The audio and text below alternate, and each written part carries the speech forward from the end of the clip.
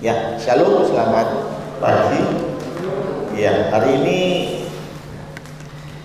kalau bisa tanya Mbak Vero yang di belakang, berapa ayat yang akan ditampilkan ya? Ini mungkin 20 ada ya, cukup banyak ya, cukup banyak. Maka dari itu saya coba untuk menjelaskannya semudah mungkin. Tapi saya bersyukur karena bulan Juli ini PAW sepakat untuk memulai ibadah 6:30 persis itu sudah foto ya. Jadi persiapannya sebelum 6:30 ya, itu baik. Artinya saya bisa khotbah lebih panjang ya. Ya, oke, hari ini kita bicara tentang baptis ya. Karena itu kita coba buka di Matius 28 ya, ayat yang akan menjadi acuan kita, ayat 19 dan 20 ya. Itu yang akan kita bahas sampai dengan akhir bulan ini ya. Matius 28 ayat yang ke 19 sampai 20 ya. Saya bacakan untuk kita semua. Karena itu pergilah, jadikanlah semua bangsa muridku dan baptislah mereka dalam nama Bapa dan Anak dan Roh Kudus, dan ajarlah mereka melakukan segala sesuatu yang telah kuperintahkan kepadamu, dan ketahuilah aku menyertai kamu senantiasa sampai kepada akhir zaman. Coba balik ke ayat 19. Itu yang menjadi tema kita hari ini, yaitu baptislah dalam nama Bapa dan Anak dan Roh Kudus. Ya. Nah, siapa di sini yang kalau saya bilang udah dibaptis pasti banyak yang angkat tangan, yang belum dibaptis. Oh, sudah semua? Oh, ada satu yang belum ya. Ya, belum dibaptis. Nah, karena itu kita mau belajar tentang baptisan. Yang sudah dibaptis kembali mengingat bahwa baptisan itu sebetulnya apa, gitu ya. Baptisan ini saya angkat jadi satu tema karena penting untuk kita mengetahui baptisan. Karena ini salah satu dari apa yang disebut sakramen ya.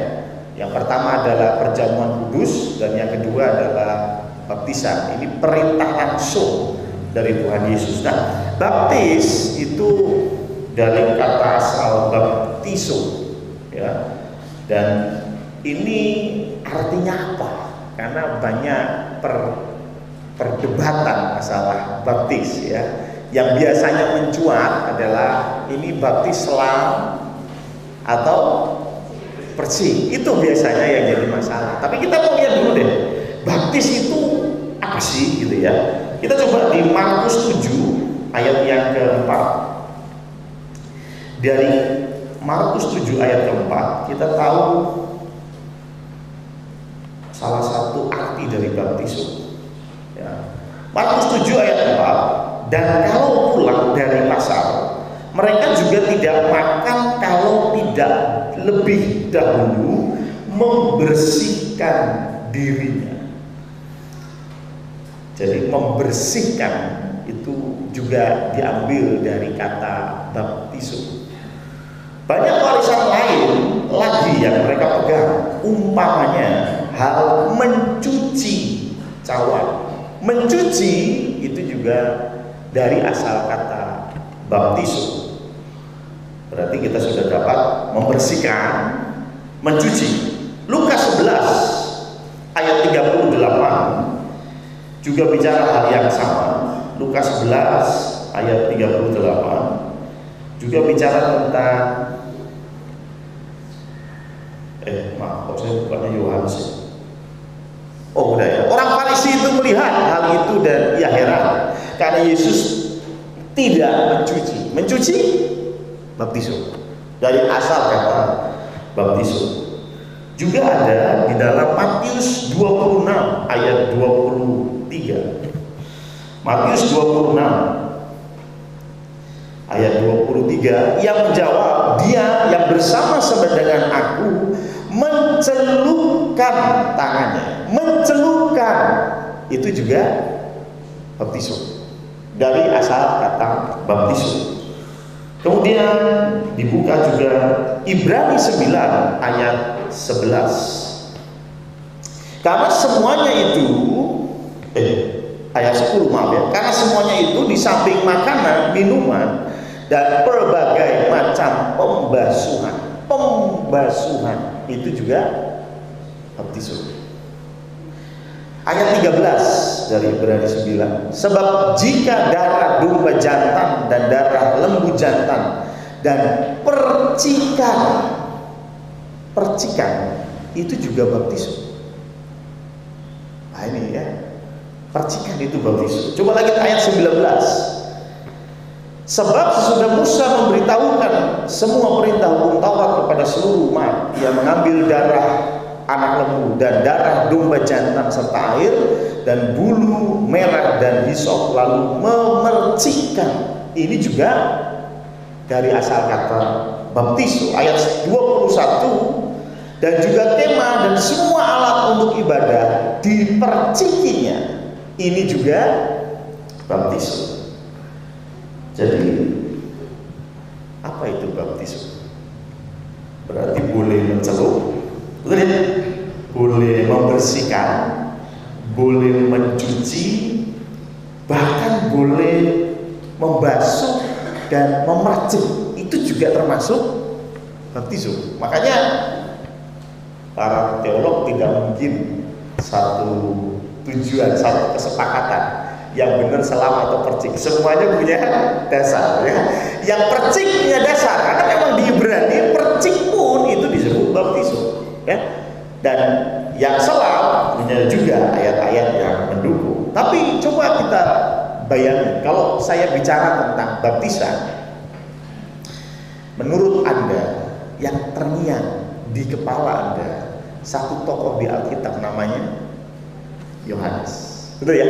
Kalau bicara baptisan kayaknya sih yang lebih mantap Yohanes. Coba kita lihat baptisan Yohanes Matius 3 ayat yang ke-11. Matius 3 ayat ke-11. Aku membaptis kamu dengan air sebagai tanda pertobatan, tetapi ia yang datang kemudian daripadaku lebih berkuasa daripadaku dan aku tidak layak melepaskan kasutnya. Ia akan membaptiskan kamu dengan Roh Kudus dan dengan api. Jadi dari sini kita tahu ada dua jenis baptisan. Baptisan Tuhan Yesus yang disebut sebagai baptisan dengan Roh Kudus dan dengan api, tapi juga ada baptisan Yohanes Pembaptis. Kira-kira kalau kita mengacu pada Matius 28 tadi, perintah Tuhan ya, jadikan semua bangsa muridku dan baptislah mereka. Kira-kira baptisan yang mana ini yang dimaksud? Baptisan Roh Kudus atau baptisan air? Pasti air. Karena bicara baptisan Roh Kudus hanya Tuhan Yesus yang bisa. Om Stephen nggak bisa, saya nggak bisa. Saya hanya bisa baptisan air. Karena itu kita fokus kepada baptisan air. Dan baptisan air dikatakan sebagai tanda pertobatan. Itu di atas sendiri ya. Aku membaptis kamu, Yohanes membaptis kita atau murid-muridnya dengan air sebagai tanda pertobatan. Jadi baptis itu tanda pertobatan. Coba kita lihat juga di Markus 1 ayat 4 sampai dengan 5. Demikianlah Yohanes Pembaptis tampil di padang gurun dan menyerukan, bertobatlah dan berilah dirimu dibaptis dan Allah akan mengampuni dosamu. Ayat 5. Lalu datanglah kepadanya orang-orang dari seluruh daerah Yudea dan semua penduduk Yerusalem, dan sambil mengaku dosanya mereka dibaptis. Jadi artinya baptisan bicara tentang pertobatan. Setuju ya? Baptisan bicara tentang bukti kita bertobat. Ya. Ini baptisan. Dan ini pas kalau kita tadi melihat apa arti baptizo. Jadi mencuci lebih tepatnya kalau buat saya ya. Karena bertobat bukankah itu berarti membuat diri kita lebih bersih. Betul ya? Ketika kita bertobat, kita harus jadi pribadi yang lebih baik. Kalau tadinya kita kotor oleh dosa, berarti setelah dibaptis harusnya kita menjadi pribadi yang tidak berdosa kalau bisa. Tapi kalau tidak pun, paling tidak kita jauh lebih baik dari kita yang sebelum dibaptis, gitu ya. Makanya dikatakan baptisan ini untuk pertobatan. Jadi baptis, sekali lagi, kalau buat saya artinya mencuci, yang lebih tepat, membersihkan. Dan itu pas dengan tujuan dibaptis oleh Yohanes Pembaptis adalah pertobatan. Nah, perlu diketahui bahwa agama itu pasti berdampak satu dengan yang lain. Agama Kristen itu banyak didampaki, ya, bukan berdampak, tapi didampaki oleh agama Yahudi. Karena bagaimanapun juga Tuhan Yesus yang kita sembah pun selama beliau jadi manusia, agamanya Yahudi, ya. Kalau ada yang bilang Tuhan Yesus agamanya Islam, agak bingung saya, ya. Tapi yang jelas Tuhan Yesus bukan agama Kristen. Jadi Tuhan Yesus itu tidak beragama Kristen. Ingat-ingat ya. Karena Pak Kristen itu pengikut Kristus. Masa Yesus pengikut Kristus? Salah. Yesus itu yang diikuti, gitu ya. Jadi Tuhan Yesus itu dia agamanya Yahudi, dan karena itu banyak kebiasaan atau tata cara Yahudi yang kemudian dialihkan menjadi apa yang kita kenal di dalam kekristenan. Saya kasih contoh ya. Di dalam Yahudi itu ada sebuah budaya, kebiasaan yang itu ada di dalam kitab Midrash. Midrash itu satu tafsiran Taurat oleh orang Yahudi. Itu ada kitab Midrash, dan di situ ada yang namanya pembersihan diri. Itu berada di satu kolam. Nanti bisa cari di internet. Sekarang zaman internet, Anda bisa buka di internet. Namanya mikvah atau mikveh. Ya, mikveh atau mikvah itu satu kolam di mana orang Yahudi masuk ke dalam kolam itu sampai setinggi dada. Ya, kemudian dia mencelupkan dirinya sampai seluruh badan sebanyak 12 kali. Setiap mencelup sebut satu nama suku Israel. Sampai sekarang orang Yahudi masih lakukan. Masuk, keluar sampai 12 kali. Untuk apa? Ini sama seperti baptisan, untuk mencuci, membersihkan diri. Ini kalau di dalam agama Muslim wudu, gitu. Wudu itu kan cuci tangan, cuci telinga. Maksudnya kan telinga-telinga yang setengahnya denger yang enggak itu dicuci, gitu ya. Mulut yang sukanya ngomong enggak karu-karuan dicuci, kan gitu ya. Intinya kan mencuci supaya layak untuk masuk ke dalam sholat. Sama halnya dengan orang Yahudi, mereka lakukan itu sebelum mereka masuk ke dalam ibadah atau bait Allah. Makanya di dalam penggalian arkeolog di sekitar bait Allah yang sekarang menjadi Masjid Al-Aqsa, itu banyak terdapat kolam mikveh, banyak sekali. Sama seperti kalau kita lihat ada bangunan, di situ ada tempat wudhu, maka kita bisa ambil kesimpulan bangunan itu masjid, ya kan? Ya. Kalau di Yahudi, kalau di sekitar bangunan ada banyak kolam mikveh, pasti itu tempat ibadah orang Yahudi. Ya, salah satu tempat rumah yang cukup besar berada di Bukit Sion. Di sana ditemukan satu kolam besar, dan kolam ini kolam mikveh. Dan setelah diteliti lebih lanjut, ternyata itu rumahnya imam besar Kayafas. Masuk akal? Masuk akal. Imam besar Kayafas orang Yahudi, dia perlu kolam mikveh. Paham ya? Sama seperti rumah besar lalu ada musola, gitu ya. Oh, berarti rumahnya Gus Dur, gitu kan? Ya, karena Gus Dur Muslim ya, dan dia perlu musola, ya. Simpelnya seperti itu. Nah, hal yang sama mikveh. Jadi orang Yahudi masuk ke dalam kolam dan mencelupkan diri. Ini untuk apa? Membersihkan. Ya, biasanya ketika orang Yahudi ini najis, maka dia perlu membersihkan di kolam itu. Nah, mikveh ini biasa dipakai oleh laki atau perempuan. Yang paling sering najis itu laki atau perempuan? Yang sering najis. Orang Yahudi najis itu apa sih? Pegang mayat, pegang darah, itu najis. Ya, itu najis. Nah, pertanyaannya, yang sering masuk ke mikveh laki atau perempuan? Perempuan. Jangan lupakan datang bulan, ya. Tiap bulan setelah selesai masa datang bulan, perempuan harus masuk ke mikveh sebelum dia diperbolehkan masuk ke Bait Allah atau zaman sekarang ikut ibadah ya di di sinagog ya. Artinya ini yang kemudian dibawa di perjanjian baru. Makanya bukan saya berkata selam lebih baik, tidak. Saya tidak berkata begitu, tapi menurut sejarah memang mikveh itu selam. Ya, di mikveh itu orang mencelupkan dirinya ke air, bukan hanya dipercik, ya. Dan itu yang kemungkinan, saya bilang kemungkinan, itu yang kemudian dibawa oleh Yohanes Pembaptis, dan itu yang menjadi apa yang kita lakukan sampai hari ini. Tapi yang menarik, Tuhan kasih makna baru. Ya. Ini sebetulnya mikveh itu berasal dari Keluaran 19 ayat 14. Ini dasar dari Midrash ya. Sedikit biar kita tahu. Keluaran 19 ayat 14. Ini bicara tentang Tuhan Yesus, Allah Bapa ya. Yahweh, Elohim, Adonai ini datang dan menampakkan diri kepada orang Israel pertama kali di Gunung Sinai.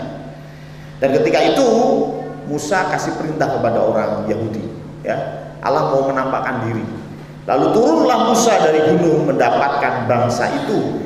Disuruhnyalah bangsa itu menguduskan diri dan mereka pun mencuci pakaiannya. Makanya dicuci pakaian, Pak. Ya, berarti ini laundry laku keras ya? Enggak ya. Kalau dalam ada terjemahan sederhana enggak, Mbak Vero? Ya, dari Keluaran 19 ayat 14. Keluaran 19 ayat 14. Kalau ada yang terjemahan sederhana saya bacain deh. Ya. Dalam terjemahan bahasa Indonesia yang sederhana ya, TSI biasanya disebut ya. Kemudian Musa turun dari gunung itu dan menyuruh mereka untuk membersihkan diri. Ya, saya ulang ya. Menyuruh mereka untuk membersihkan diri serta mencuci pakaian mereka. Jadi membersihkan diri. Ya, dalam terjemahan bahasa Indonesia, terjemahan baru ditulis menguduskan diri ya. Tapi terjemahan sederhana mereka membersihkan diri. Dan ini yang kemudian jadi dasar Midrash untuk memberi aturan orang Yahudi untuk melakukan kolam penyucian atau mikveh tadi ya, sehingga mereka membersihkan diri sebelum ketemu Allah ya. Ini bicara tentang asal baptisan. Dan ketika itu dilakukan, Tuhan Yesus memberi makna baru, tidak sama persis tetapi diberi makna baru. Contohnya Paskah. Pasti kita tahu Paskah ya. Paskah itu sebetulnya budaya Yahudi. Orang Yahudi melakukan Paskah. Bahkan Tuhan Yesus ketika malam Paskah yang kemudian kita kenal dengan perjamuan kudus, Last Supper, memecah roti, minum anggur, itu Yahudi banget. Yahudi banget. Yesus mengumpulkan murid-muridnya untuk makan roti dan minum anggur dalam rangka Paskah. Tapi bukan Paskah Tuhan Yesus bangkit, bukan. Tapi Paskah Yahudi, yaitu apa? Keluar dari Mesir. Namanya sama, Paskah. Keluar dari Mesir. Tapi Tuhan Yesus beri makna yang baru, tidak hanya keluar, tapi keluar dari dosa, dari kegelapan kepada terangnya yang ajaib. Ya, tadinya dari kuasa dosa menjadi kehidupan. Ini maksudnya. Nah, baptisan juga sama. Kalau awal bicara tentang menguduskan, membersihkan, mencuci. Bagaimana dengan makna baru yang ditambahkan oleh Tuhan Yesus? Coba kita lihat di dalam Roma 6 ayat 1 sampai 8.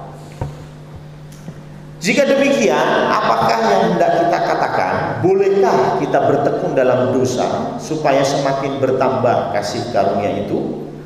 Sekali-kali tidak. Bukankah kita telah mati bagi dosa? Bagaimanakah kita masih dapat hidup di dalamnya? Atau tidak tahukah kamu bahwa kita semua yang telah dibaptis dalam Kristus telah dibaptis dalam kematian? Ini makna baru yang ditambahkan di dalam baptisan. Baptisan tidak hanya bicara kita bertobat, kita dikuduskan, disucikan, tetapi lebih dari itu, kita telah mati bersama Kristus. Ayat 4. Dengan demikian kita telah dikuburkan bersama-sama dengan Dia oleh baptisan dalam kematiannya, supaya sama seperti Kristus telah dibangkitkan dari antara orang mati oleh kemuliaan Bapa, demikian juga kita akan hidup dalam hidup yang baru. Saya kira cukup sampai situ. Ini juga tertulis di dalam Kolose 2 ayat 11 sampai 12. Kita coba, ini lebih singkat. Kolose 2 ayat 11 ya. Dalam Dia kamu telah disunat, bukan dengan sunat yang dilakukan oleh manusia, tetapi dengan sunat Kristus yang terdiri dari penanggalan akan tubuh yang berdosa. Ayat 12.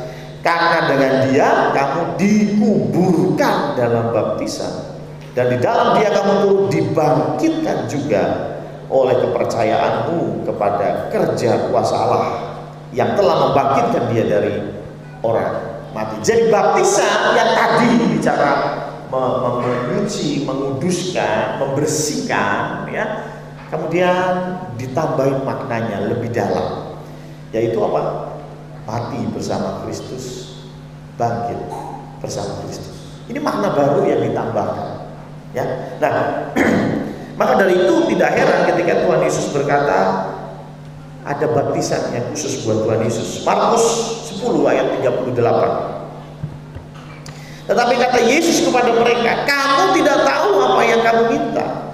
Dapatkah kamu minum cawan yang harus kuminum? Dan dibaptis dengan baptisan yang harus kuterima. Karena Tuhan Yesus punya baptisan khusus, nggak seperti yang lain. Baptisan Yesus adalah mati dan bangkit, ya. Makanya Tuhan bilang, kamu nggak tahu yang kamu minta, ya. Karena saya ini nanti akan dibaptis, dan baptisanku tidak seperti baptisan Yohanes. Bahkan ketika Tuhan Yesus datang kepada Yohanes, sebetulnya kalau kita perhatikan, Yohanes nggak mau baptis Yesus. Why? Kenapa Yohanes berkata, jangan, sebetulnya aku yang perlu kau baptis, tapi malah engkau yang minta saya baptis, gitu ya. Yohanes menolak. Dan tapi akhirnya Yohanes mau membaptis Tuhan Yesus. Tapi awalnya Yohanes menolak. Kenapa? Ya karena baptisan Yohanes bicara apa? Pertobatan. Orang bertobat itu berarti dia orang yang berdosa. Yesus berdosa? Tidak. Itulah mengapa Yohanes membaptis berkata, tidak, saya nggak mau baptis Anda. Kebalik, harusnya saya yang kau baptis. Yohanes bilang begitu, tapi Tuhan Yesus bilang supaya genap apa yang Tuhan nubuatkan. Semua harus digenapi. Maka dari itu Yohanes mau membaptis. Tapi intinya baptisan Tuhan Yesus yang ditambahkan di dalam perjanjian baru bicara tentang mati dan bangkit bersama Yesus. Itulah mengapa Galatia 3 ayat 26. Galatia 3 ayat 26. Sebab kamu semua adalah anak-anak Allah karena iman di dalam Yesus Kristus. Ayat 27 sampai 29 ya, maaf. Ayat 27. Karena kamu semua yang dibaptis dalam Kristus telah mengenakan Kristus. Kalau kita sudah dibaptis, maka kita sudah mengenakan Kristus. Makanya hati-hati, tadi saya tanya loh ya, yang sudah dibaptis, yang belum dibaptis siapa? Semua sudah dibaptis. Berarti kalian telah mengenakan Kristus. Ayat 28. Dalam hal ini tidak ada orang Yahudi atau orang Yunani, Kalau boleh saya tambahin, tidak ada orang Tionghoa, tidak ada orang Batak, tidak ada orang Jawa, semua sama, ya. Tidak ada hamba atau orang merdeka, tidak ada laki-laki atau perempuan, karena kamu semua adalah satu di dalam Kristus Yesus. 29. Dan jikalau kamu adalah milik Kristus, maka kamu juga adalah keturunan Abraham dan berhak menerima janji Allah. Ketika kita dibaptis, maka kita mengenakan Kristus, dan dikatakan bahwa kita ini jadi milik Kristus. Menarik ya, bukan kita mengenakan Kristus berarti Kristus milik kita, bukan. Kita mengenakan Kristus, tetap kita yang jadi milik Kristus. Dan kalau kita jadi milik Kristus, Anda mau keturunan apapun dikatakan, maka kamu adalah keturunan Abraham. Ya, Anda keturunan Abraham. Walaupun Abraham bukan orang Jawa. Walaupun Abraham bukan orang Tionghoa, tapi dikatakan bahwa kita ini terhisap di dalam keturunan Abraham dan berhak menerima janji Allah, yaitu keselamatan. Ini bicara tentang baptisan. Nah, karena itu sebetulnya baptisan ini sudah disinggung di Perjanjian Lama. Ya, kita coba 1 Petrus 3 ayat 18 sampai 22. Sebab juga Kristus telah mati sekali untuk segala dosa kita, Ia yang benar untuk orang-orang yang tidak benar, supaya Ia membawa kita kepada Allah. Ia yang telah dibunuh dalam keadaannya sebagai manusia, tetapi yang telah dibangkitkan menurut roh. Dan di dalam roh itu juga Ia pergi memberitakan Injil kepada roh-roh yang di dalam penjara, yaitu kepada roh-roh mereka yang dahulu pada waktu Nuh tidak taat kepada Allah. Ketika Allah tetap menanti dengan sabar waktu Nuh sedang mempersiapkan bahteranya, di mana hanya sedikit, yaitu 8 orang yang diselamatkan oleh air bah itu. Juga kamu sekarang diselamatkan oleh kiasannya. Kiasan itu lambang, ya, yaitu baptisan. Jadi baptisan itu lambang mundur ke belakang Nuh, ya. Maksudnya bukan untuk membersihkan kenajisan jasmani, melainkan untuk memohonkan hati nurani yang baik kepada Allah oleh kebangkitan Yesus Kristus. Bukan membersihkan kenajisan jasmani. Kalau bicara membersihkan kenajisan jasmani, ya berarti kalau baptis bawa sabun ya, sekalian ya, itu bersih bener ya. Ya, pernah di sini yang baptis bawa sabun? Enggak lah ya. Kenapa? Karena kita memang tidak membersihkan kenajisan jasmani, tetapi memohon hati nurani yang baik. Tapi yang mau saya bicarakan, ternyata ini sudah disampaikan di zaman Nuh. Zaman Nuh itu sebagai kiasan atau bayangan dari yang disebut baptisan. Makanya beberapa orang berkata, "Lu, Nuh kan kapalnya bukan kapal selam. Nuh kan di atas air. Berarti baptisan tidak perlu diselam." Yo, bener juga sih ya. Kapopo ya, nggak apa-apa ya. Jadi nggak masalah ya. Sekali lagi yang pernah dibaptis dan baptisnya percik nggak apa-apa ya. Nuh juga nggak cemplung, ya, nggak tenggelam ya. Nuh itu pakai kapal yang di atas air, bukan di dalam air. Setuju ya? Oke, dan juga ditulis juga di dalam 1 Korintus 10 ayat 1 dan 2. Ya, 1 Korintus 10 ayat 1 dan 2. Aku mau supaya kamu mengetahui, saudara-saudara, bahwa nenek moyang kita semua berada di bawah perlindungan awan, dan bahwa mereka semua telah melintasi laut. Ini bicara siapa? Orang Israel keluar dari Mesir, ya, dikasih tiang awan, tiang api, melewati laut Tebrau. Pasti ya, ingat ya ceritanya sekolah minggu ya. Ayat 2. Untuk menjadi pengikut Musa, mereka semua telah dibaptis. Jadi dibaptis itu ternyata sudah jauh dari zaman Musa kuno. Ini bayangan dari baptisan. Sama beberapa orang berkata, "Loh, Musa kan berjalan di antara air, berjalan di tanah yang kering. Lah kok kita malah cemplung ke kelelep gitu." Ya monggo kalau mau kencing tidak apa-apa ya. Ya, tidak apa-apa. Yang penting kan saya menyampaikan apa yang firman Tuhan bilang. Nah, lalu bagaimana dengan aturan baptisan yang benar? Sebetulnya selam atau bersih? Ya buat saya sebetulnya tidak terlalu masalah. Tapi ada satu tuntunan para rasul. Tuntunan para rasul ini disebut dengan Didache. Ya, Didache itu satu buku. Ya, ini saya sudah minta tolong Vero untuk print. Ya, cuma saya lupa untuk Vero menerjemahkannya. Ya saya terjemahin ya. Jadi di dalam ini apa sih, ini seperti buku singkat, buku kuning lah kalau di Muslim ya.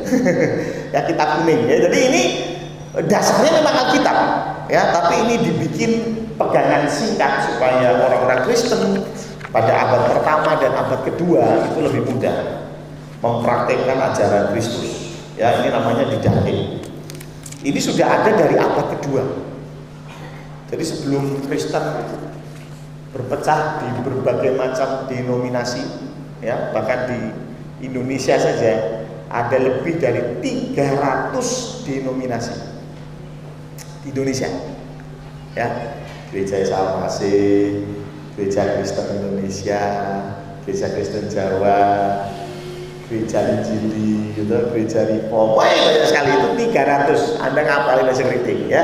Nah, zaman itu belum ada semua satu, karena masih pengajaran rasul, dan rasul-rasul mengeluarkan buku ini Didache, dan coba salah satu yang jadi concern itu ada di dalam bab 8 ya. Nanti kalau mau buka di internet banyak ya. Didache ini concerning baptism ya. Ini saya terjemahin aja ya. Baptislah dengan cara seperti ini. Ya, ajarlah mereka hal-hal yang perlu diajarkan, dan baptislah mereka dalam nama Bapa, Anak, dan Roh Kudus di dalam air yang mengalir, running water. Nah, ini menarik. Running water, air yang mengalir, dalam bahasa Yahudi Ibrani mereka mengenal itu dengan nama living water. Living water bahasa Indonesia apa? Air hidup. Tuhan Yesus pernah bilang apa? Akulah air hidup ya. Jadi living water itu yang paling bagus untuk mikveh tadi.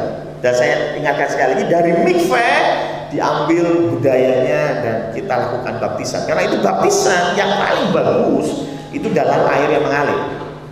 Contoh sungai, itu contoh air laut, itu kan airnya mengalir ya, tidak diam begitu ya.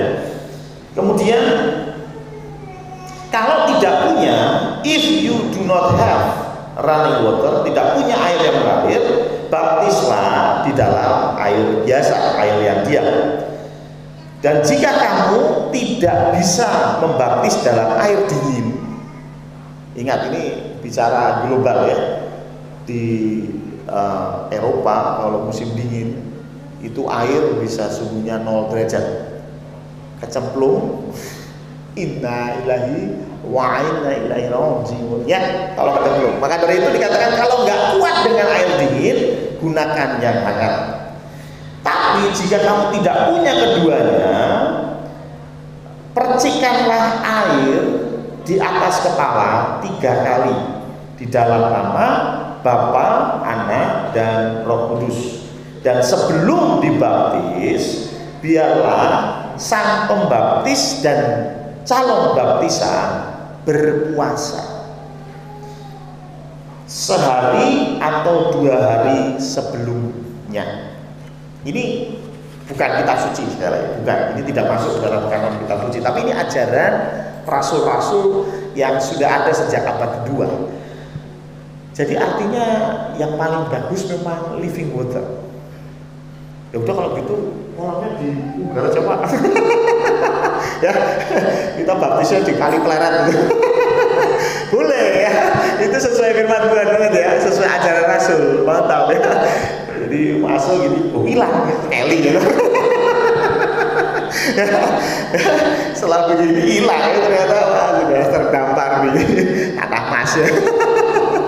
Ya, jadi artinya ini biarlah ini menjadi apa ya, penengah di antara yang dibaptis atau dipercikan. Karena firman Tuhan, bukan firman Tuhan, didake atau ajaran para rasul berkata bahwa yang terbaik memang air yang mengalir. Kalau tidak ada air biasa, kalau nggak ada juga percikan 3 kali di kepala dan dalam nama Bapa, Putra dan Roh Kudus. Dan harus puasa sehari atau 2 hari. Siapa yang berpuasa? Yang mau dibaptis juga yang mau membaptis. Ya, kita mau lakukan ini ya boleh gitu. Tapi ini bukan apa ya, harus gitu ya. Tapi ini satu tuntunan untuk kita membaptis sesuai dengan apa yang firman Tuhan katakan. Tentunya ini bersumber dari firman Tuhan. Jadi saya yakin kita jelas. Mau selam boleh, mau percik boleh ya. Tapi kalau mengacu pada ini lebih baik selam kalau memang ada. Tapi kalau sudah di ICU gitu ya, napas udah Senin Kemis, mau dibaptis, piye? Kayaknya sih paling enak living water itu. Hilang ya. Ya janganlah ya. Ya bisa meninggal betulan ya. Artinya ini dikembalikan kepada situasional di dalam gereja setempat ya. Ini untuk cara dibaptisnya. Oh my god, ini baru cara dibaptis loh. Ini saya sudah 40 menit ya. Pantat sudah panas Pak Pendeta ya. Oke, good. Ya, sekarang yang kedua yang juga sering jadi perdebatan bahkan sampai sekarang, yaitu dibaptis di dalam nama Tuhan Yesus itu sesat. Ada yang ngomong begitu ya, ada yang ngomong begitu. Saya tidak perlu ngomong siapa pendetanya ya, tapi ada beberapa teolog yang mengatakan dibaptis itu harus di dalam nama Bapa, Putra, dan Roh Kudus. Kalau enggak berarti sesat. Kayaknya sih pandangannya Om Stephen seperti ini ya. Kayaknya dia dari alma maternya ya. Tapi coba kita lihat ya, Kisah Para Rasul 2 ayat 38 ya. Kisah Para Rasul 2 ayat 38. Bertobatlah dan hendaklah kamu masing-masing memberi dirimu dibaptis dalam nama, mana itu? Dalam nama Bapa, Putra dan Roh Kudus. Nggak ada ya? Dalam nama Yesus Kristus doang ya. Coba kita lanjut lagi di dalam Kisah Para Rasul 8 ayat 16. Mereka hanya dibaptis dalam nama Tuhan Yesus. Hal yang sama kita temukan di dalam Kisah Para Rasul juga 10 ayat 48. Lalu ia menyuruh mereka dibaptis dalam nama Yesus Kristus. Ayat 19 pasal 19 ayat 5. Ketika mereka mendengar hal itu, mereka memberi diri mereka dibaptis dalam nama Tuhan Yesus. Ya. Ini kapan-kapan bisa jadi PA ya, nanti Om Stephen yang menyampaikan ya, mantapnya. Tapi kalau memang di dalam nama Yesus saja itu berarti sesat, ya berarti rasul-rasul itu sesat semua dong. Karena mereka hanya membaptis di dalam nama Tuhan. Jelas firman Tuhan yang bilang ya, bukan saya ya. Artinya apa ini ya? Ada yang mengatakan bahwa oh bukan begitu ya. Karena di dalam nama Tuhan Yesus itu dalam pikiran para rasul adalah Trinitas itu sendiri. Waduh, ya itu saya nggak mau masuk ke perdebatan seperti itu. Tapi kita mau lihat sebetulnya masalah utamanya zaman itu apa. Coba kita lihat di 1 Korintus 1 ayat 13, 14 dan 15. Apakah Kristus terbagi-bagi? Ini Paulus bicara kepada jemaat di Korintus. Karena di sana rupanya sudah banyak ya mazhab ya, banyak aliran ya. Kemudian Paulus berkata, apakah Kristus terbagi-bagi? Apakah Paulus disalibkan karena kamu? Atau adakah kamu dibaptis dalam nama Paulus? Ayat 14. Aku mengucap syukur bahwa tidak ada seorang pun juga di antara kamu yang aku baptis selain Krispus dan Gaius. Sehingga tidak ada orang yang dapat mengatakan bahwa kamu dibaptis dalam namaku. Jadi rupanya isu atau masalah pada waktu itu, ada yang dibaptis bukan dalam nama Yesus. Ya, mungkin karena ngefans sama Om Stephen, jadi dibaptisnya dalam nama Stephen. Ya, dibaptiskan kau dalam nama Stephen Roberto Talila. Wah, mati betulan gitu ya. Ya, itu hanya mati bersama Stephen, ya, tidak bangkit ya, karena Stephen juga tidak disalibkan untuk kita. Jadi firman Tuhan yang bilang. Jadi rupanya isu pada waktu itu bicara masalah nama siapa yang dibawa, yang dipakai ketika membaptis. Mungkin ada yang dibaptiskan dalam nama Petrus, mungkin ada yang dibaptiskan atas nama Kaisar Romawi mungkin, ya. Sehingga Paulus menegaskan bahwa yang penting itu dibaptiskan dalam nama Yesus Kristus. Nah, walaupun kita sekarang jadi perdebatan aneh gitu ya, karena buat saya bukankah nama di atas segala nama itu Yesus. Amin. Filipi 2 ayat 9 sampai dengan 11.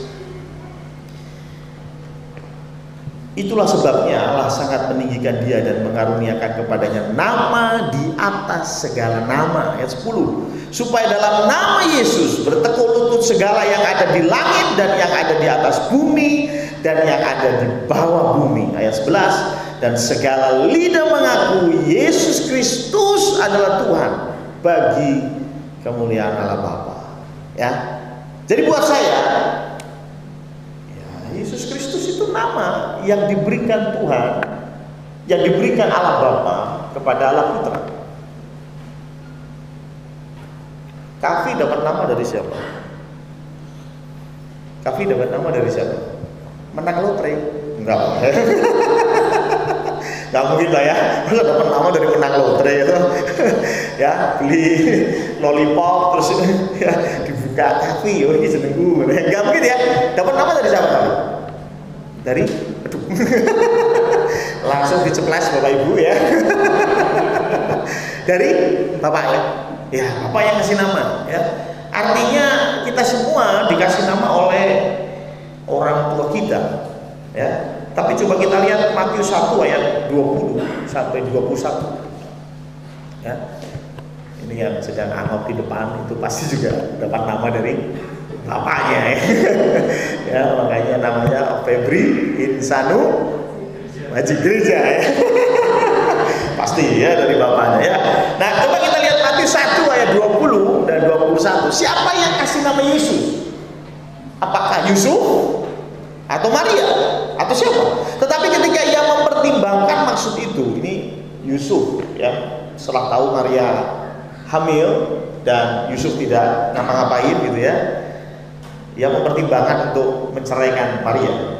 Malaikat Tuhan nampak kepadanya dalam mimpi dan berkata, Yusuf anak Daud, janganlah kau takut mengambil Maria sebagai istrimu, sebab anak yang di dalam kandungannya adalah dari Roh Kudus. Ayat 21.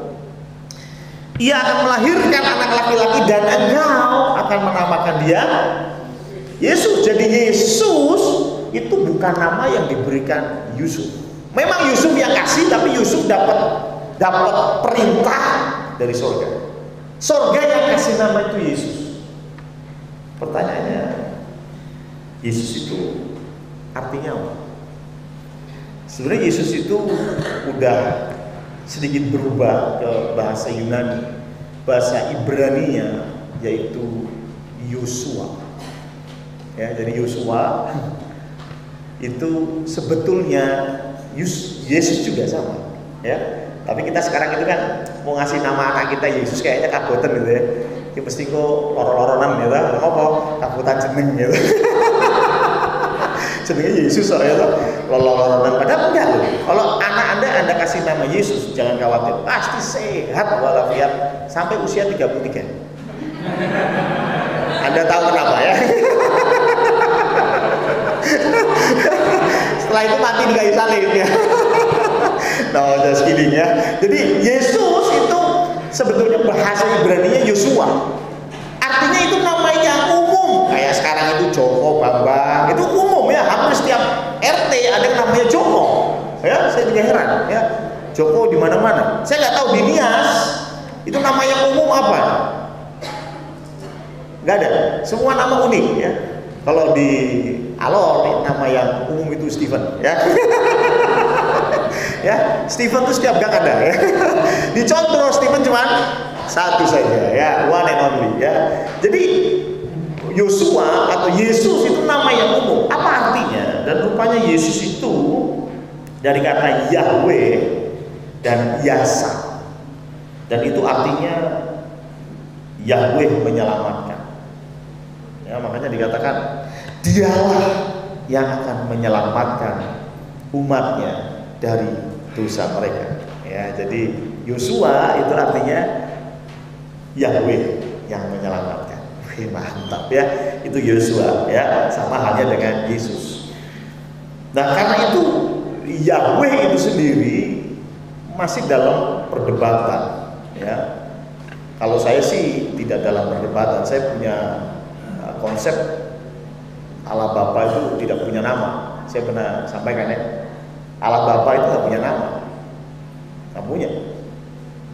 Kenapa saya punya konsep seperti itu? Sederhana, karena kalau Bapa itu punya nama, berarti yang memberi dia nama lebih hebat. Ya dong, saya itu dikasih nama sama senior, ya kan? Senior, dia kasih nama. Pak Danu juga dikasih nama sama senior. Artinya kalau Allah Bapa punya nama, pasti ada yang lebih senior dari dia, ya kan? Maka dari itu saya percaya Allah Bapa nggak punya nama. Dan itu terbukti Yahweh dalam perjanjian lama, dan hanya di perjanjian lama muncul. Kalau Anda buka di perjanjian lama ada tulisan Tuhan besar semua, TUHAN besar semua, itu tulisan asli itu Yahweh. Ya. Tapi coba cari di perjanjian baru, tidak Anda temukan. Karena Tuhan Yesus itu sendirilah Yahweh. Tuhan Yesus berkata ego eimi. Ego eimi itu artinya aku, akulah dia, aku ada. Yahweh, aku adalah aku. Keluaran 3 ayat 14 kayaknya ya. Itu bisa dicek sama ahli kitabnya, Om Stephen ya. Jadi ego eimi itu Tuhan selalu bilang ego eimi. Ego eimi, aku ada, aku dia. Ini terjemahan dari Yahweh. Salah satu kalimat Tuhan Yesus yang paling terkenal, akulah jalan, kebenaran, dan hidup. Akulah itu ego eimi. Artinya Yesus itu Yahweh itu sendiri. Tetapi karena Allah itu jadi manusia, maka dia perlu nama. Nah, kalau Tuhan Yesus nggak punya nama kan repot, ya. Karena itu dia perlu nama, dan nama itu langsung turun dari Bapaknya. Jadi kalau kita bicara membaptis di dalam nama, Allah Bapa nggak punya nama, Roh Kudus punya nama. Satu-satunya yang punya nama Yesus. Bahkan dikatakan di Filipi tadi, nama Yesus adalah nama di atas segala nama. Jangan salah, kita tidak menyembah sesuatu yang bernama Allah, bukan. Allah itu artinya sesembahan. That's it, selesai. Itu aja, bukan nama. Makanya kalau Anda perhatikan, kalau saya buka ibadah, ya toh, pertolongan kita datangnya daripada Allah. Nggak selesai. Yang menciptakan langit dan bumi. Karena I don't know siapa namanya, tidak tahu saya. Saya menyebutnya sesembahan. Ya, sesembahan saya yang dia menciptakan langit dan bumi. Ya itulah pokoknya. Ya. Karena namanya kita nggak tahu. Dan memang menurut saya tidak ada namanya. Maka dari itu nama yang dari 3 pribadi tadi, yang satu-satunya yang punya nama, ya Putra, ya, Sang Anak, dia punya nama, jelas itu namanya, Yesus Kristus. Karena itu saya nggak heran Kisah Para Rasul menulis bahwa mereka membaptis dalam nama Yesus. Lalu bagaimana dengan Matius 28 ayat 19 tadi. Baptislah mereka dalam nama Allah Bapa, Allah Putra, dan Allah Roh Kudus. Nah, ini nanti dijelasin sama Om Stephen lebih dalam.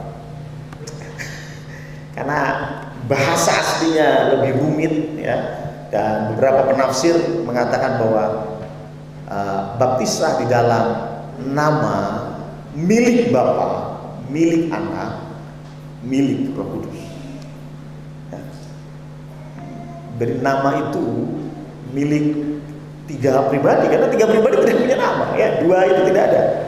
Ya, satu-satunya yang punya nama Yesus Kristus, dan itu pun nama yang diberikan oleh Bapaknya dari surga. Ya, jadi buat saya, kalau engkau dibaptis di dalam nama Yesus Kristus, yaitu sah, sesuai Alkitab. Tidak perlu diperdebatkan itu sesat atau apapun. Cuma dalam formula baptisan Gereja Isa Al-Masih, kita masih pakai dalam nama Allah Bapa, Putra, dan Roh Kudus. Cuman saya tambahin saya apa?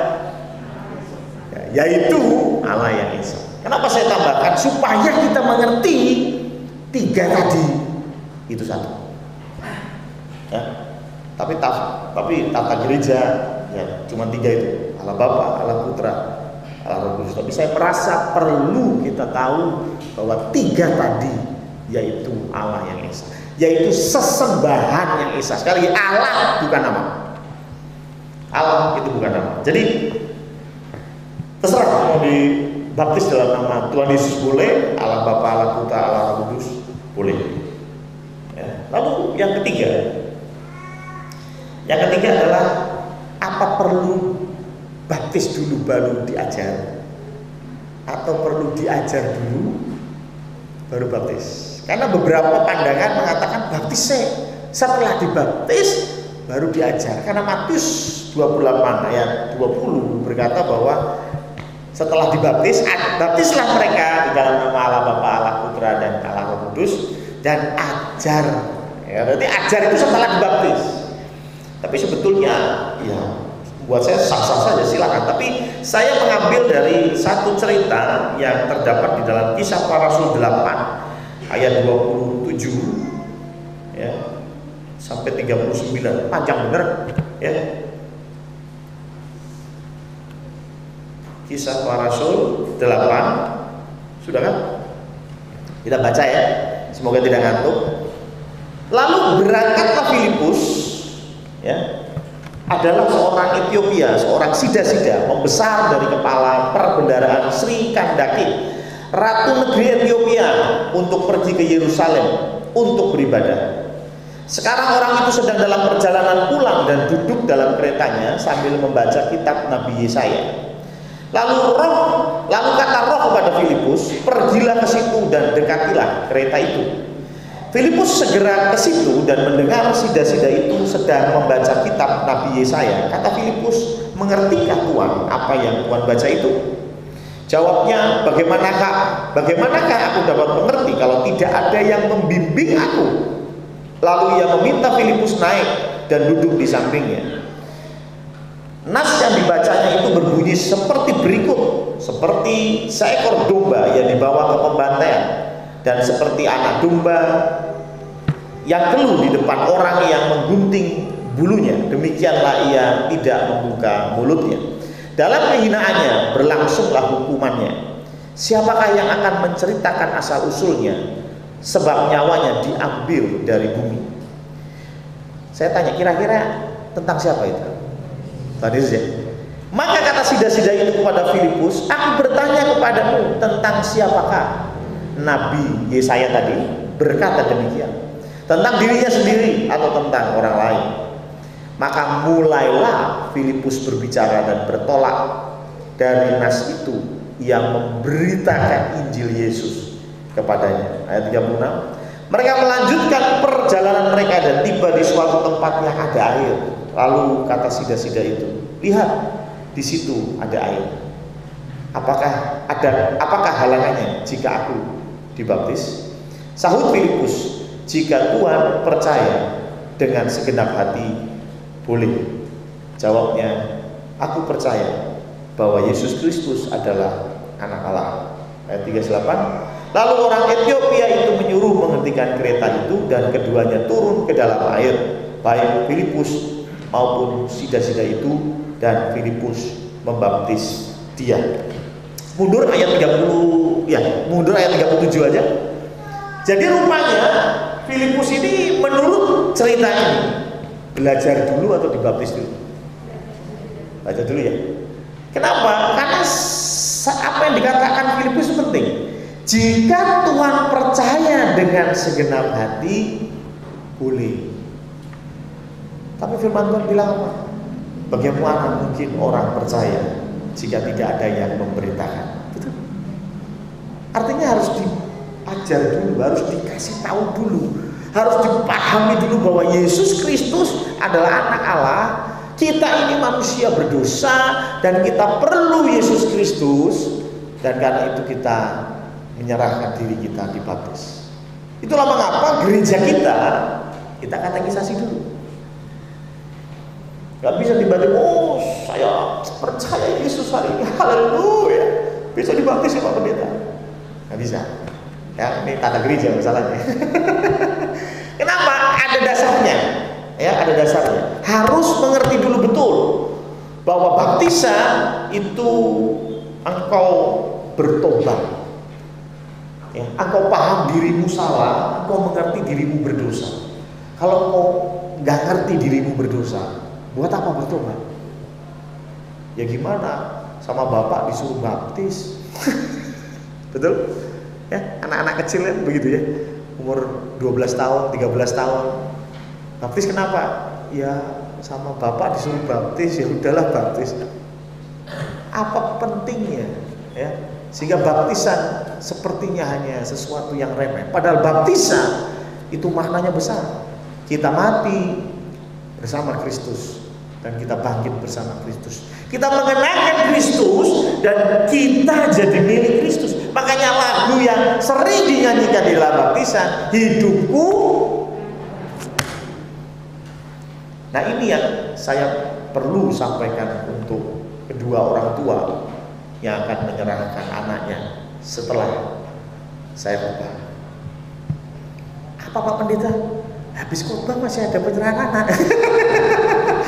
Ngerti ngono ya kok bedo, tenang. Tenang ya. Emosinya disimpan ya. Ya. Tugas orang tua mulailah sejak awal mengajar anak. Bagaimana mungkin anak-anakmu bisa percaya kepada Yesus Kristus kalau nggak kau ajar? Dan poin penting dari penyerahan anak adalah komitmen orang tua untuk mendidik anaknya takut akan Tuhan. Kapan dididiknya? Sedini mungkin. Ya, walaupun kadang lucu. Saya pernah makan di Celengan, ya, itu menunya haram, ya, dan di situ ada lukisan. Kalau di sini kan lukisannya apa, roket, astronot, ya, di situ lukisannya babi, ya, karena memang menunya haram, gitu ya. Tapi babinya tidak sedang disembelih, ya. Babinya senyum, gitu ya. Nah, saya makan di situ bersama dengan keluarganya si Feli, dan Feli berdoa, ya, sama mamanya disuruh, yuk Feli berdoa buat doa makan.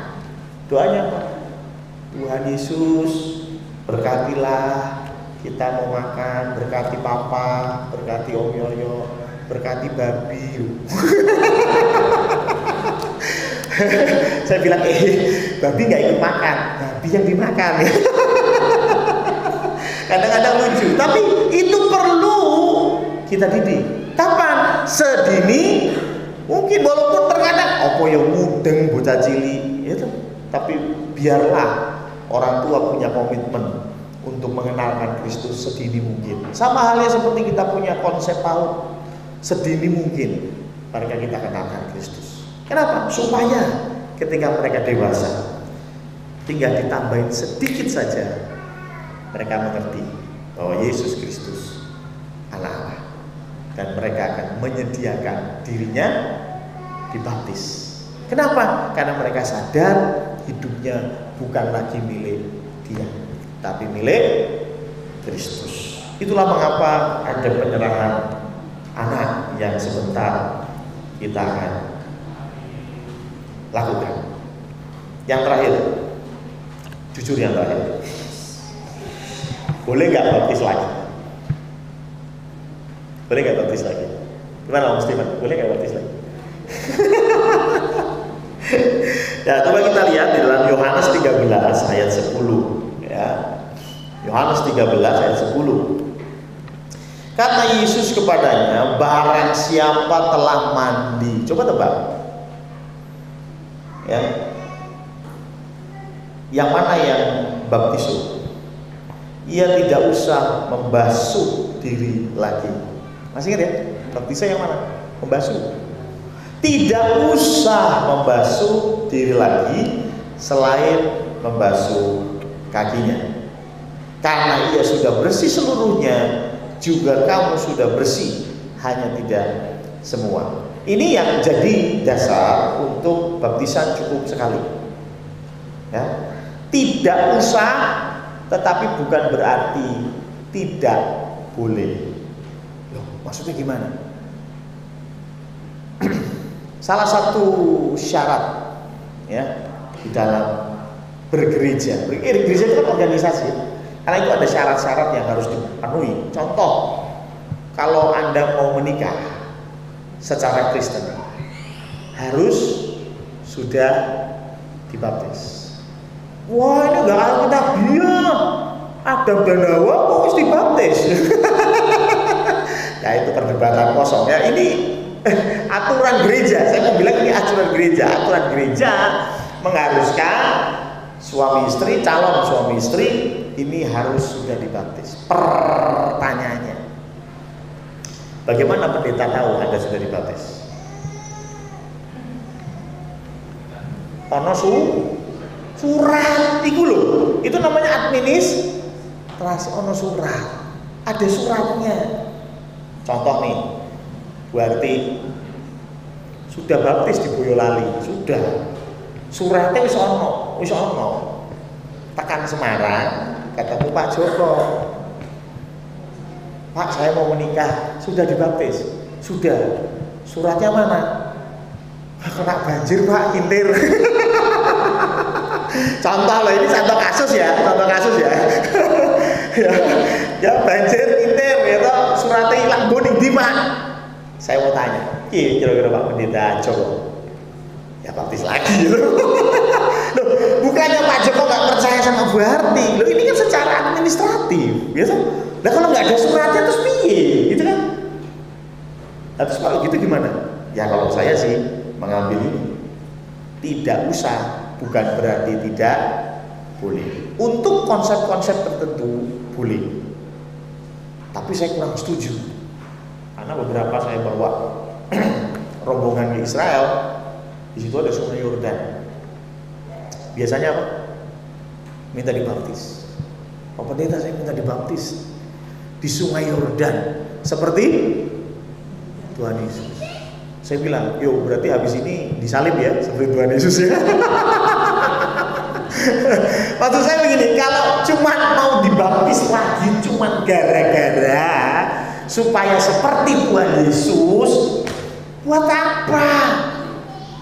Ya, kalau saya membawa rombongan ya, mereka meminta dibaptis, saya nggak mau baptis. Untuk alasan itu ya, untuk alasan, ya ini mumpung di Israel Pak Pendeta ada Sungai Yordan, kan keren, difoto, wah nanti dipajang di rumah baptis di Sungai Yordan, gitu. Saya bilang nggak usah. Kalau mau tak cari pendeta lain, tapi ojo aku. Itu saya nggak mau. Ya bukannya kenapa-kenapa, karena buat apa? Baptisan itu sesuatu yang sakral. Perlu nggak dibaptis? Perlu, walaupun baptisan tidak menjamin keselamatan. Tapi baptisan itu seperti ini. Saya selalu mencontohkan baptisan itu seperti engkau ngelamar. Siapa di sini yang sudah menikah? Sudah menikah? Sudah ya? Sudah ya. Pak Surowo orang beragam ya. Sudah apa belum ya? Ikut saya ujuk orang ya. Ya, Mas Surowo ini sudah menikah. Tetapi waktu belum menikah, maka ada satu momen Mas Purwoko datang kepada orang tuanya calon mempelai, iya kan? Atau walinya, ya, datang dan meminta, betul ya? Betul ya?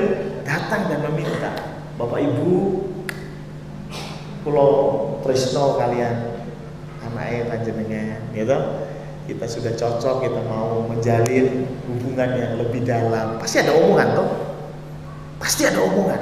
Entah itu Mas Purwoko sendiri atau dia bawa pasukan, ya, di dalam budaya Indonesia kebanyakan bawa pasukan, ya kan, dodok lawang atau apapun namanya, tapi ada omongan, betul ya? Ada omongan, datang ada omongan, ya, kita mau begini, kita mau begitu. Saya mau bilang itu seperti baptisan. Apakah pasti menikah? Belum juga. Ada yang sudah tunangan gak jadi menikah deh, ada, gitu ya, ada, ya. Makanya saya berkata kepada yang sudah bertunangan, tetap harus jaga diri. Kenapa? Belum tentu menikah. Terkadang kita terlena, oh sudah tunangan, tidak apa-apa, oh sebentar lagi menikah. Ingat, firman Tuhan bilang indah pada waktunya. Tunggu sampai pemberkatan baru boleh. Tapi apakah dodok lawang atau melamar atau apapun itu perlu? Perlu dong ya. Masa nggak apa-apa anaknya orang dibawa ya? Perlu dong, perlu. Maka dari itu baptisan perlu nggak? Perlu. Itu komitmen kita di hadapan Tuhan. Tuhan, ini hidupku bukan milikku lagi. Aku bertobat, aku mati dengan Engkau, dan aku percaya aku akan bangkit bersamamu. Perlu. Tapi kalau memang tidak bisa, ya ada apa-apa. Contoh, orang di sebelah Tuhan Yesus, ya, disalib, percaya sama Tuhan Yesus di saat-saat terakhir, dibaptis ya? Selamat gak? Selamat, ya. Tapi kan tentu itu kasus khusus. Kalau engkau percaya tapi engkau nggak mau dibaptis, artinya engkau nggak niat. Betul? Tenang aja, kamu pasti tak nikahi. Kapan kau main dodok lawang? Rasa gitu. Ya, pokoknya kau tak nikahi, santai aja. Nanti kamu akan ku nikahi. Dodok lawangnya kapan, Mas? Nggak usah lah ya. Ngapain dodok lawang kata-kata no? Duit. Kira-kira itu pria yang niat nggak? Nggak niat ya. Paham ya maksud saya? Kalau memang kau udah nggak bisa, dalam arti kata sudah di tiang gantungan gitu ya, sudah tidak ada waktu untuk dibaptis, is okay. Tapi kalau engkau memang orang percaya dan hari ini belum dibaptis, engkau perlu dibaptis.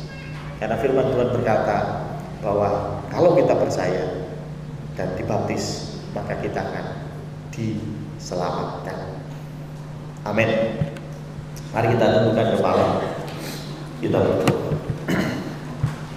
Tuhan Allah Bapa kami, terima kasih untuk fokus, untuk ketenangan yang Engkau berikan. Walaupun firman Tuhan yang kami dengar cukup panjang, tetapi biarlah ini memperlengkapi kami bahwa kami perlu dibaptis.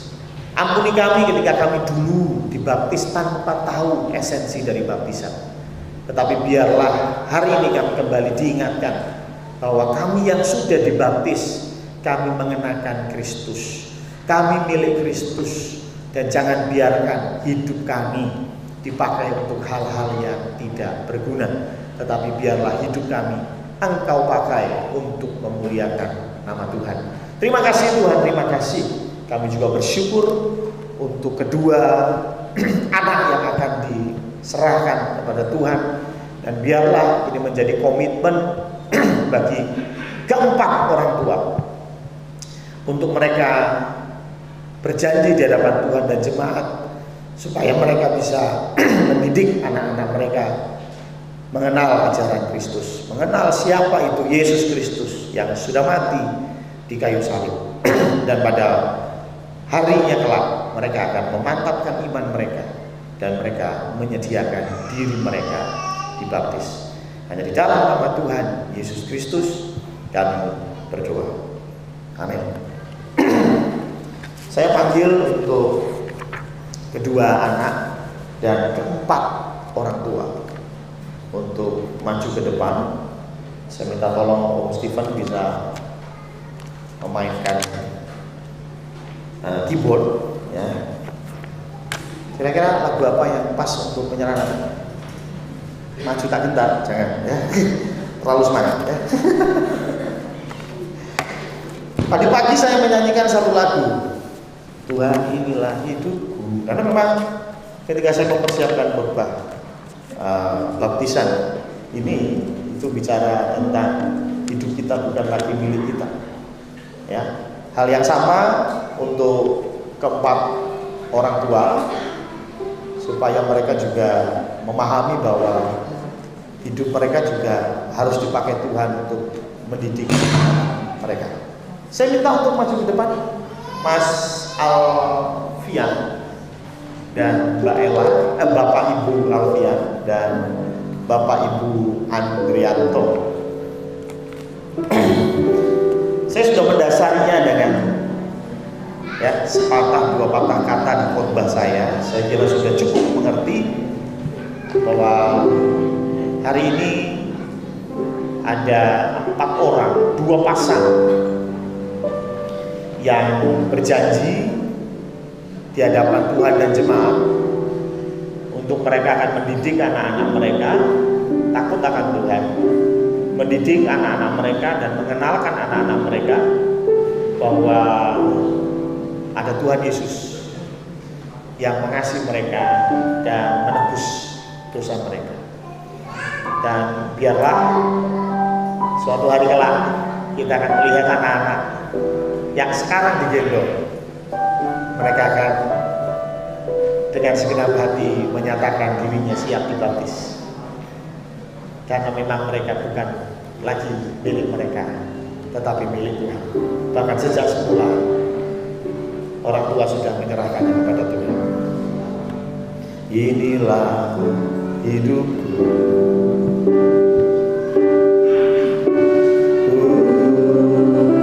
serahkan padamu segala cita-citaku, masa depanku menjadi milikmu.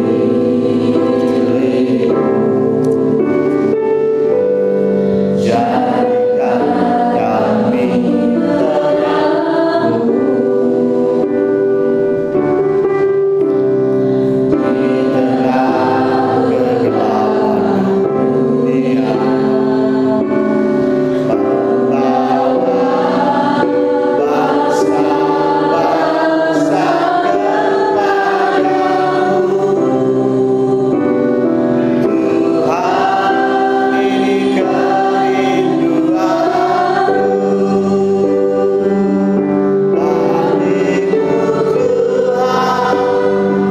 Tuhan seluruh hidupku.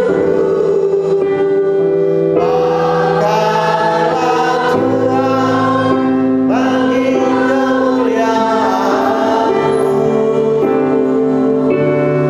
genapi seluruh rencana-Mu, sampai bumi penuh kemuliaan-Mu. Sebelum kita nanti berdoa untuk orang tua dan juga 2 anak, saya mau orang tua nanti menyatakan janjinya di hadapan Tuhan dan jemaat. Saya akan bacakan janji itu dan Anda akan sampaikan dengan lantang ya atau tidak. Saya minta untuk bangkit berdiri keempat orang tua. Apakah kalian berjanji untuk mengajar anak-anak kalian takut akan Tuhan dengan menjadikan diri kalian contoh buat anak-anak kalian? Bagaimana jawaban kalian? Apakah kalian berjanji akan mendasari pengenalan Kristus dari Alkitab. Yang kita imani adalah tulisan yang diilhamkan oleh Allah. Bagaimana jawaban kalian? Dan yang ketiga, apakah kalian beriman bahwa anak-anak yang akan diserahkan kepada Tuhan, maka mereka akan terhisap di dalam janji Abraham, yaitu janji keselamatan? Bagaimana jawaban saudara? Terima kasih untuk jawabannya. Saya undang untuk majelis dan penatua yang hadir. Kita akan berdoa untuk kedua anak kita. Yang pertama adalah untuk Allegra Justin Pram. Allegra Justin Pram, putra kedua dari Bapak Andrianto dan Ibu Jovan Sopan. Dan yang kedua adalah untuk Denigra Ganapati, putra kedua dan putra pertama yang kedua dari Bapak Alfian Setiawan dan Ibu Mesela Tutor. Mari kita tunggu doa. Kita seluruh jemaat sudah dalam posisi berdoa, karena ini bukan hanya anak Bapak dan Ibu Alfian dan Bapak Ibu Andrianto, tetapi ini juga anak kita. Ya Tuhan, percayakan Tuhan diberikan di dalam kami untuk mereka bertumbuh dalam Kristus. Tuhan adalah Bapa kami.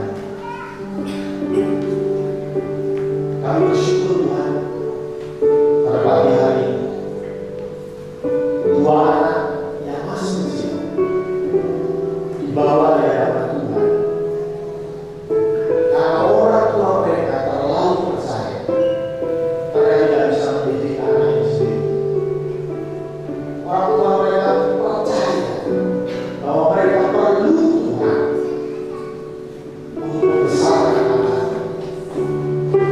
Orang tua mereka percaya bahwa mereka perlu gereja, mereka perlu komunitas yang ada, sehingga anak ini bisa bertumbuh sesuai dengan rencana Tuhan. Dan kami yakin dan percaya rencana Tuhan, rencana Tuhan, rencana yang penuh damai sejahtera. Tuhan, kami berdoa untuk Allegra Justin Pram. Kami berdoa Tuhan untuk anak-anak. Aku yang bertanya, tambah-tambahkan Tuhan, tambah-tambahkan takut akan Tuhan, dan itu semua karena kuasa Tuhan yang membimbing anak. Pertemukan anak ini dengan orang-orang yang bisa menjadi contoh. Pertemukan anak ini dengan orang-orang yang bisa mengajar mereka semakin dekat dengan Tuhan. Kami tahu masa depannya tidak semulus jalan tol, tetapi biarlah anak yang jatuh bangun bersama kami. Terima kasih Tuhan, terima kasih. Kami berdoa untuk Pak Andri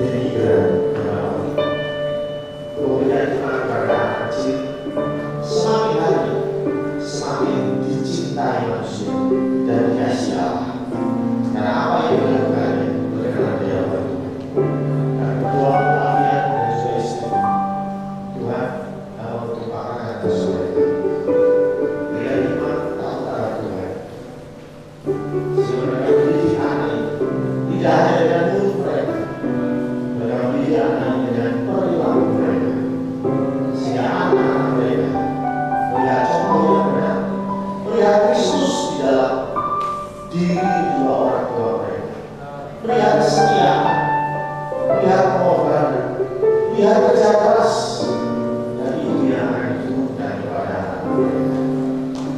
Dia akan kuat untuk melaluinya bersama Tuhan. Dan kami yakin dan percaya bersama Tuhan sekalipun melalui lembah kegelapan dan sukacita yang Tuhan sudah sediakan. Terima kasih Tuhan, terima kasih. Mari kita tumpah dan persekutuan. Tuhan, kami berdoa secara khusus. Kami harap Tuhan, kami majelismu, kami mengenal Tuhan, kami harap Tuhan ya Tuhan. Kami berdoa Tuhan, kami tumpahkan persekutuan. Kami serahkan masa depan mereka dalam tangan Tuhan.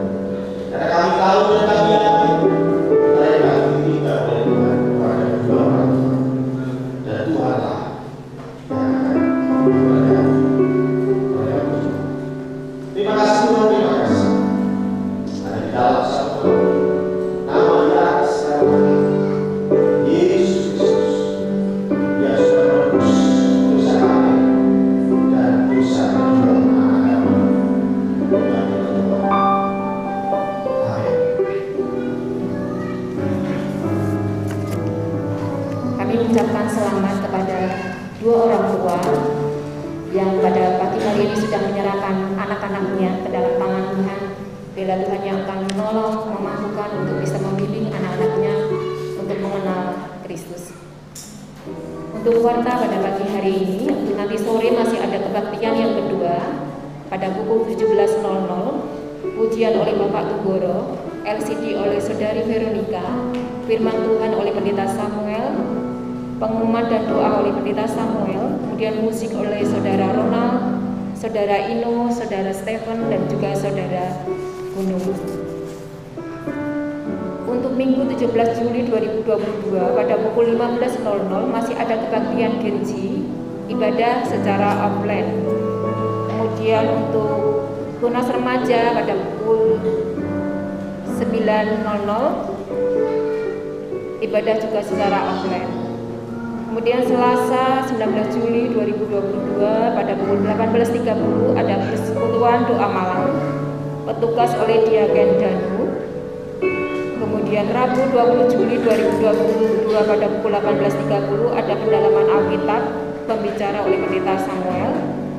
Jumat 22 Juli 2022 pada pukul 18.30 ada KPK di mana mengambil tempat di gereja dengan pujian Ibu Riyati, musik oleh Bapak Firman, dan firman Tuhan akan disampaikan oleh Diakan Purwoko. Untuk warta khusus, Gereja Isa Al-Masih Sondrokusung masih membuka kesempatan bagi jemaat yang ingin terlibat dalam proyek kolase foto jemaat, di mana foto-foto tersebut nantinya akan ditempelkan pada papan yang tersedia. Besarnya foto akan tergantung pada harga yang diambil.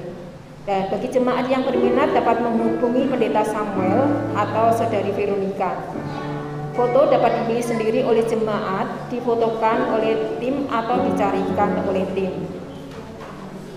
Kemudian kami mengundang seluruh panitia Hari Baru untuk hadir dalam rapat panitia pada hari Senin 18 Juli 2022 pada pukul 18.30. Minggu depan merupakan minggu kelima di bulan Juli 2022. Jemaat diberikan kesempatan untuk memberikan kesaksian. Kemudian untuk petugas ibadah minggu pertama tanggal 24 Juli 2022 pada pukul 8.30, asar oleh Bapak Ibu Sunardi, majelis pendamping oleh Diaken Danu, pujian oleh Ibu Sri Wuryani, Ibu Yuni, dan Ibu Hartati. LCD oleh Saudara Kavi, firman Tuhan akan disampaikan oleh Pendeta Samuel, pengumuman dan doa oleh Ibu Sugeng Riono, musik oleh Saudara Ronald, Saudari Febri, dan Bapak Elisa, dan juga Bapak Andrianto. Susunan panitia Hari Baru, penasehat Pendeta Samuel Priyo Utomo, ketua oleh Diaken Danu, sekretaris oleh Saudari Veronica, bendahara oleh Ibu Novita, si acara Saudara Stephen, Bapak Tunggoro, Saudari Loda, dan Saudari Ayu. Si dokumentasi oleh Saudari Sasa, Saudari Sinta, Saudari Larissa, Saudari Benike, dan Saudari Abigail. oleh Bapak Eko dan Ibu Wahyu Septiana. Si perlengkapan Bapak Purwoko, Saudara Gunung, Saudara Farel, dan Saudara Roy. Si dekorasi, si doa Penatua Sumarno, Diaken dan Diaken Suharti. Untuk si usaha dana, Ibu Gunawan, Ibu Riyati, Ibu Wiji, Saudari Ina, Saudari Eni, dan Saudari Winda. Si konsumsi oleh Ibu Pur, Ibu Kristiana, Ibu Ana, Ibu Sugeng, dan Ibu Karen. Si dekorasi oleh Ibu Pepe, Saudari Dina, dan Saudari Eli. Si humas oleh Ibu Tika, si keamanan oleh Bapak Firman Prabowo. Demikian warta yang perlu mendapat perhatian sekian. Tuhan memberkati. Iya, minta waktunya sebentar, Bapak Ibu Saudara sekalian. Saya mau menyampaikan tambahan warta karena wartanya itu sudah jadi hari Sabtu siang dan saya baru menyampaikan warta pengumuman untuk PWK itu tadi malam, jadi tidak bisa dicetak. Mohon perhatian sebentar untuk kaum wanita bahwa besok hari Senin tanggal 18 Juli kaum wanita akan mengikuti persekutuan Majelis Daerah 1 yang bertempat di Gia Kalipancur pukul 5 sore. Kami mengundang untuk kaum wanita bisa bergabung dan bisa koordinasi dengan saya yang bisa ikut untuk datang ke acara PWKM 1 supaya saya bisa mengatur bagaimana nanti keberangkatannya. Jadi mohon nanti cabri dengan saya. Dan sekali lagi mohon maaf Pak Ketua hari baru, kami mungkin datangnya terlambat, tetap datang. Coba nanti habis dari PWK kami langsung ke sini. Yang kedua,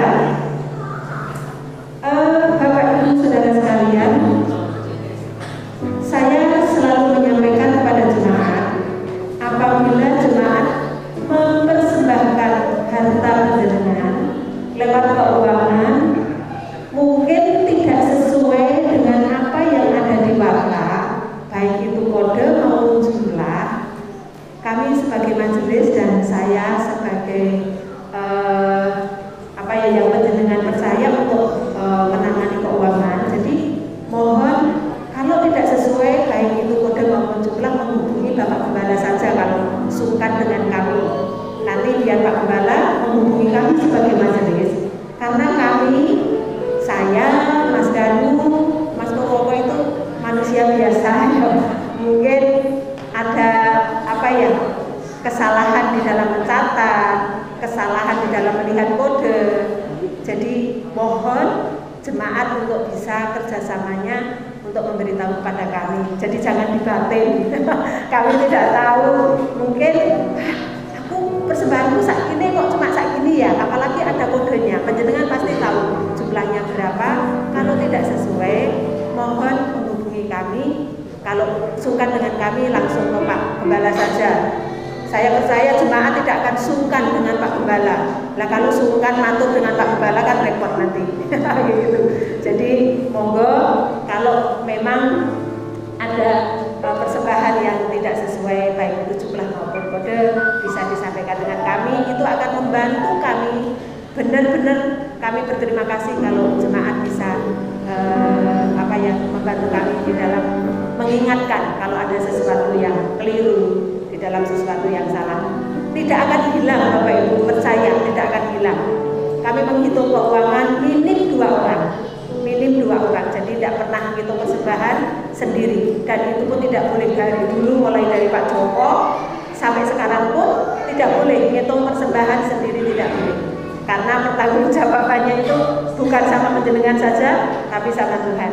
Jadi itu yang bisa saya sampaikan. Sekali lagi PWK besok bisa bergabung di Gia Kalipancur, nanti bisa yang bisa rampung menghubungi saya.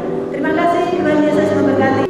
Biasa Bapak Ibu menambahkan sedikit mengenai panitia, karena saya adalah si humas, jadi saya sampaikan beberapa hal di warta yang sudah disampaikan untuk panitia hari baru di bidang PAW. Di situ tercatat Bapak Eko dan juga Ibu Wahyu Septiana, yang betul adalah Bapak Eko dan juga Pak Su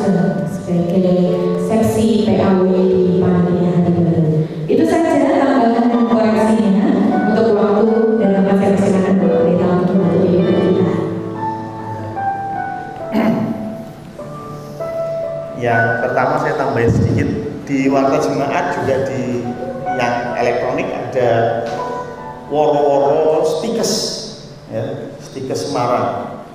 Ya, ini karena memang ada tawaran beasiswa. Ya, jika ada di antara adik-adik yang mau kuliah, ada beasiswa, ya. Ini beasiswa hafidz, siswa yang memiliki kemampuan menghafal Al-Quran, ya.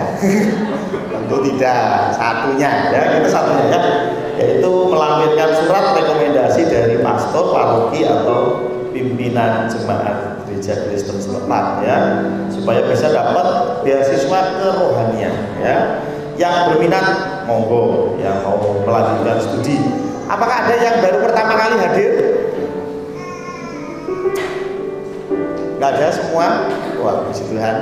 Kita akan tutup ibadah kita dengan doa. Mari kita bangkit berdiri.